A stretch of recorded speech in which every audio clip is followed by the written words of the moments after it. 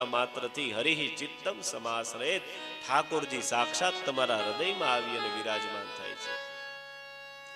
કથા ભાગવતસ્યાપી નિત્યમ ભવતિ યદ્ગૃહે તદ્ગૃહમ તીર્થ રૂપમ હિ વસતામ પાપનાશનમ. જે ઘરમાં નિત્ય ભાગવત થાય છે એ ઘર ન બની રહેતા સ્વયં તીર્થ બની જાય છે, અને એ ઘરની અંદર રહેનારાઓના બધા પાપ ભસ્મીભૂત થઈ જાય છે.